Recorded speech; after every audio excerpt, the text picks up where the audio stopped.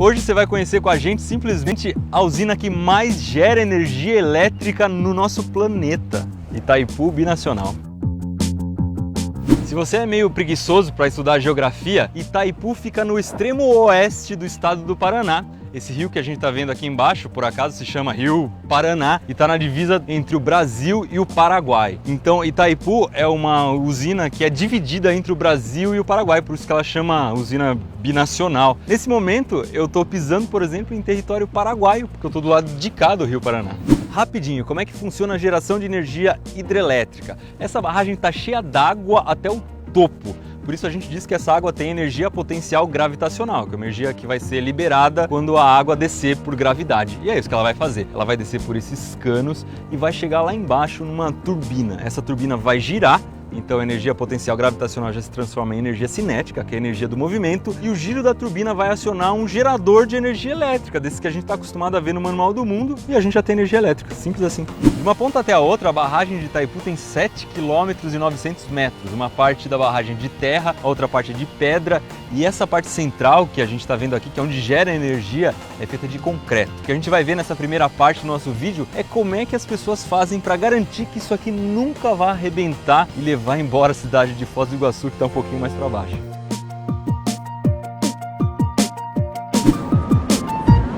Tá vendo o chão lá embaixo? A gente vai chegar até lá. Isso daqui não são andares não, é a altitude que a gente está em relação ao nível do mar, a gente chama de cotas. Então a gente está descendo até a cota 40, são 40 metros em relação ao nível do mar. Se a gente fosse comparar a altura desse vão aqui com um prédio, seria um prédio de mais ou menos uns 60 andares. Pior que eu acho que eu errei na conta, eu não contei, a parte da barragem fica da água para cima. São 16 metros, então dá um prédio de 65 andares. Caramba! A primeira coisa que eu não fazia ideia é que a barragem é toda oca. Quase 200 metros de desnível aqui, é uma caverna gigante. Joinha! Ó, a gente desceu até o fundo da estrutura da barragem. Aqui já é o leito do Rio Paraná, ou seja, a gente chegou na pedra em que a barragem foi construída em cima. Aqui a gente está na cota 40, lá em cima está na 220, são 180 metros abaixo do nível da represa. Nesse momento eu estou exatamente aqui embaixo. Você está vendo toda essa estrutura colossal aqui, pode dar a impressão de que é duro que nem uma pedra, que nem uma rocha. Não é bem assim não, essas paredes se mexem. A estrutura inteira da barragem é formada por 137 blocos de concreto, o que dá mais ou menos 210 vezes o concreto usado para construir o estádio do Maracanã. Você deve imaginar o tamanhinho que esses blocos têm, e entre eles existe um espacinho, uma margem de erro ali, uma junta, e para eles poderem se mexer de um jeito independente. Bora então conhecer um tal de alongâmetro, ele mede o deslocamento das placas. Então eu tenho uma espécie de uma régua, né? Que eu faço o encaixe perfeito, se fosse um encaixe macho-fêmea, né? E um relógio comparador, que conforme eu abro ou fecho, ele me dá a leitura. Qual é a resolução do instrumento? Micras, 1/1000 de milímetro. Nossa! A associação dessas três leituras me permite calcular o quanto que abriu e fechou essa junta e o quanto que ela movimentou nesse sentido. E os do piso, eu faço as mesmas três leituras e ele me dá novamente a abertura, só que daí nesse movimento eu vou ter o deslizamento entre um bloco e outro. Mas ele desloca? Ele desloca. E a movimentação dele é sazonal, ou seja, abre no inverno, fecha no verão. E esse pêndulo gigante serve para quê? Serve para monitorar o movimento da barragem, que seria a inclinação dela com relação a ela mesma. Isso aqui dentro a gente tem um peso de 60 quilos. 60 quilos, que está dentro desse balde, aqui tem óleo. Certo. Esse óleo serve para diminuir a vibração, para que a gente tenha uma precisão maior na nossa leitura. Tá, e a linha está presa lá em cima? Lá em cima. Para cima da água? Para cima da água, na cota 223 mais precisamente. Nossa. Conforme ela se movimenta lá em cima, né? O que está pendurado aqui? O que está pendurado aqui fica mais longe ou mais próximo. Exatamente um prumo de pedreiro, só que high-tech. Exatamente. E com 200 metros de comprimento. Uma precisão muito maior, né, do que um prumo de pedreiro. Qualquer movimentação que der lá em cima, essa linha vai bater na parede aqui. Se for uma movimentação... Se for um terremoto, esperamos que não. Que nunca aconteça. Então esse aqui é o equipamento que a gente usa para fazer a leitura, que chama-se cordinômetro. A leitura a gente faz na ponta desse cone aqui, um cone metálico. É essa leitura que interessa para nós. E vai cair a barragem, hein? Tem também um outro pêndulo, só que é invertido, que serve para ver se a barragem está se movimentando em relação ao chão. Só que aí a ponta desse instrumento fica presa lá embaixo, ancorada na rocha, e a outra ponta fica em cima numa boia. Então se a barragem se deslocar em relação ao planeta Terra, você sabe, vai ser essa linha aqui que vai contar. Esse cara aqui que vai entregar. Entendi. A barragem, ela praticamente não deslizou desde a época da construção até agora. Que bom, né? Ótimo, para nós é ótimo. A gente chegou aqui num túnel que está debaixo do concreto e a função disso aqui é escoar a água que vai infiltrando. É natural que infiltre um pouco de água e aqueles também conseguem medir se a quantidade de água que está infiltrando é a certa.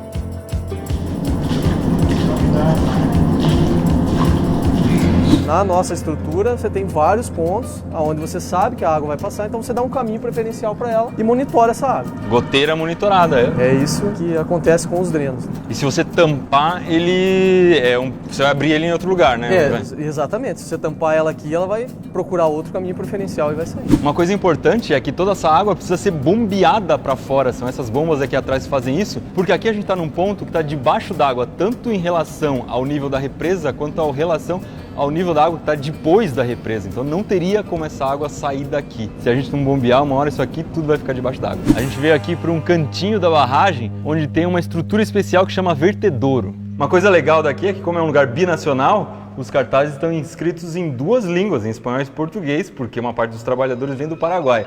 Agora diz aí o que é carne rojo. Coloca nos comentários. Duvido que alguém acertou. No auge da construção aqui de Itaipu tinha 40 mil pessoas trabalhando ao mesmo tempo e aqui nos túneis eles deixavam algumas pichações. Dá uma olhada nisso aqui. Essa mula daqui uns 10 mil anos mais ou menos vai ser uma pintura rupestre, vai estar em todos os livros, todas as escolas. Vertedouro é uma abertura que existe em cima da barragem que serve para descartar a água que não está sendo usada. Se a represa estiver no nível máximo e precisar jogar um pouco de água fora, a gente precisa soltar a água por aqui. Só que esse negócio é gigantesco. Aqui em cima de mim é possível passar 62 milhões de litros de água. Pode ver que eu andei um monte. Esse negócio não termina nunca. Só para comparar com o Rio Iguaçu, por exemplo, que está aqui do lado, equivaleria a 40 vezes a água que passa pelas cataratas do Iguaçu aqui do lado. Daria um tubo água bem legal, hein? É uma pena que isso aqui está fechado hoje. A condição normal de um vertedouro é fechada, sempre. Do jeito que a gente está vendo aqui. Exatamente. Ele vai ser aberto em situações de emergência ou para escoar o excesso de água. Tá, então, por exemplo, se cair uma torre e as máquinas forem obrigadas a parar, vai começar a sobrar água, é isso? Exatamente. Essa água tem que ser compensada com a abertura do vertedouro, a partir de uma determinada vazão. Na prática é o que garante a vida da cidade de Foz do Iguaçu. Exatamente, exatamente. Estou aqui em cima da barragem e é aqui embaixo que é captada a água para movimentar as turbinas da usina. A gente não consegue ver daqui, mas embaixo de mim existem 20 buracos, 20 lugares onde a água é captada e a entrada deles tem mais ou menos 600 metros quadrados. Lá embaixo tem uma grade para não entrar tronco e coisas que possam estragar a usina lá embaixo, mas eu acho que nadar aqui não é uma boa ideia não, hein? A entrada da água na usina é controlada por um conjunto de comportas. Cada cilindro branco que você está vendo funciona como uma seringa. Quando você injeta óleo, a comporta pode abrir ou pode fechar. Quanto tempo demora para abrir e fechar? A abertura dela leva em torno de 20 minutos e o fechamento, na condição normal, é entre 3 minutos e meio. Ele fecha mais rápido porque pode ser uma questão de segurança. Essa aqui é uma das rodas que servem para descer a comporta. É uma rolimã gigante que pesa simplesmente 250 quilos. Eles estão trocando as antigas de aço carbono, que estavam enferrujadas, por novas de aço inox.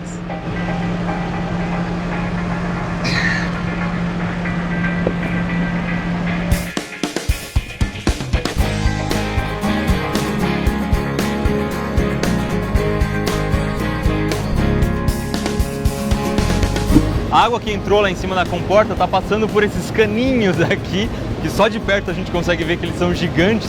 O nome desse negócio é conduto forçado. Para você ter uma ideia da quantidade de água que passa aqui, é mais ou menos metade da água que desce lá pelas cataratas do Iguaçu. Dá pra sentir o negócio vibrando aqui, parece um motor de carro ligado. Olha o barulho. Debaixo de cada cano branco que você está vendo aí, existe uma turbina e um gerador. Metade da usina gera energia para o Brasil a 60 Hz e metade da energia produzida vai para o Paraguai a 50 Hz. Só que o Brasil compra uma boa parte de volta, então a gente consegue ver ali as torres voltando para o Brasil. Depois essa energia tem que ser convertida de novo a 60 Hz. O legal é que essas 20 unidades geradoras funcionam de um jeito independente. E hoje uma tá parada. Adivinha só onde a gente vai entrar agora? Bora descer para a casa de força, que é o lugar onde é gerada a energia mesmo. Aqui dentro da usina o ruído é muito forte, a gente tem que usar protetor auricular e é quase impossível de conversar. Eu estou aqui dentro de uma cabine telefônica e ela tem que ser isolada acusticamente, como se fosse um estúdio. Eu vou abrir a porta disso aqui e você vai ver a diferença. Esse aqui você consegue ver o vídeo direito. Tá vendo essa linha amarela aqui embaixo? É a divisa entre o Brasil e o Paraguai, ó. Tô no Paraguai, tô no Brasil. Esse aqui é o centro de controle, é como se fosse o cérebro da geração de energia aqui dentro da usina. A gente consegue ver aqui as máquinas que foram instaladas desde que Itaipu começou a funcionar, em 84. Elas funcionam até hoje, mas desde 2000 já tem um sistema digital, que a gente consegue ver os dados naquele telão lá atrás.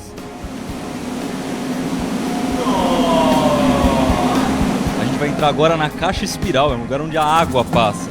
Também é um lugar a que pouquíssimas pessoas têm acesso. Bora lá. Lembra daquele cano branco que a gente viu lá fora? Ele sai exatamente atrás de mim. Então, quando isso aqui está cheio d'água, tem meia catarata do Iguaçu passando. E essa caixa serve para a gente conseguir aproveitar melhor a força da água que está vindo lá de cima. A caixa é de aço e aqui a gente consegue ver as soldas, as divisas, mas só que ela está muito lustrada porque passa muita água aqui e vai limpando a caixa enquanto vai passando. E essa estrutura que você está vendo não gira, ela é fixa. A água vai entrar aqui e vai passar por essas pás de distribuição. As primeiras são fixas, mas mais para dentro já existe um segundo conjunto com pás móveis. Elas vão direcionar o fluxo da água para manter a turbina girando numa rotação constante. Bora ver as turbinas. Essas daqui são as pás do rotor da turbina, ou seja, a água vai bater nesse negócio aqui para fazer a turbina girar.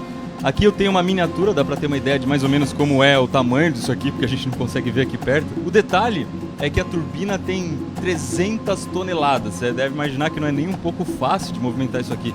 Vamos tentar?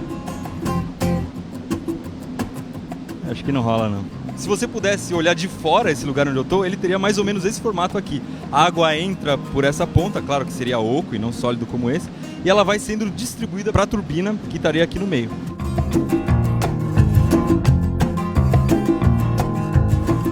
Depois que a água movimentar a turbina, ela vem para cá, ela vai passar por essas pás e estaria caindo em cima de mim se isso aqui estivesse funcionando.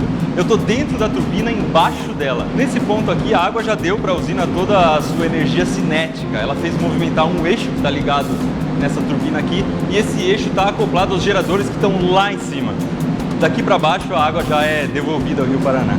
A turbina tem 8 metros de diâmetro e roda mais ou menos 90 rotações por minuto. Como você deve ter imaginado, esse lugar aqui não é um lugar especial para as pessoas andarem. Esse chão, por exemplo, que eu estou pisando, ele não fica aqui enquanto a usina está funcionando, ele foi colocado para dar manutenção. Então qualquer manutenção que tem que ser feita aqui dentro, tem que ser montada toda uma estrutura especial para que as pessoas consigam se movimentar. Aqui, por exemplo, tem uma cápsula para alguém descer lá no fundo, ela é parecida com aquela que salvou os mineiros chilenos lá na mina de cobre.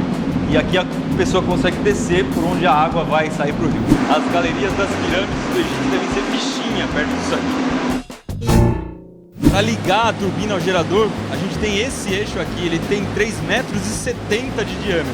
Na parte de baixo está uma turbina, dessa vez uma turbina com água passando, não está seca, que nem a que a gente acabou de ver, e lá em cima está o gerador. Quando você coloca os 20 geradores um do lado do outro, eles ocupam um belo espaço. Olhando de perto é um pouquinho maior do que você estava imaginando lá de cima, vai? Então esse aqui é o maior vão livre que existe dentro da represa. A gente consegue ver que cada tampa corresponde a um gerador e o comprimento total é de 1 quilômetro. O espaço aqui é grande desse jeito, porque imagina só se você precisar tirar uma daquelas turbinas que a gente viu. Elas vão ter que sair por dentro dessas tampas vermelhas e serem levadas por uma saída por esses guindastes que a gente está vendo aqui em cima. Basicamente, para gerar energia, a gente precisa passar um ímã perto de uma bobina de cobre. Aqui dentro a gente tem uma coisa parecida com isso, só que um pouco maior e mais tecnológica, né, Douglas? Exatamente. A parte fixa ela é composta pelos barramentos estatóricos, ou enrolamento, que seja os fios de cobre de um motor, digamos assim, uma comparação. Na parte móvel é o rotor da unidade geradora, é onde tem os eletroímãs. Aqui então a gente teria ímãs rodando no centro, seria como se a gente tivesse ímãs rodando no meio e as bobinas captando em volta. Exatamente. Quando a gente fala de bobina, não é um enrolado de fios que nem tem dentro do seu liquidificador, não. É um enrolado desses fios aqui. Olha só o tamanho dele. Dentro do fio tem um espacinho que é para correr água, para o fio ser refrigerado de dentro para fora. O pessoal aqui está me corrigindo que o fio é tão grosso que ele deixa de ser um fio, ele já é uma barra.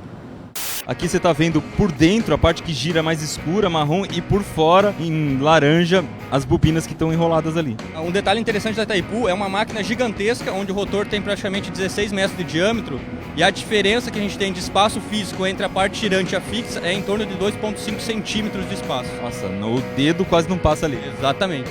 De Itaipu saem 8 linhas de transmissão, mas são 20 geradores. E para gerenciar isso, dentro da barragem existe uma subestação.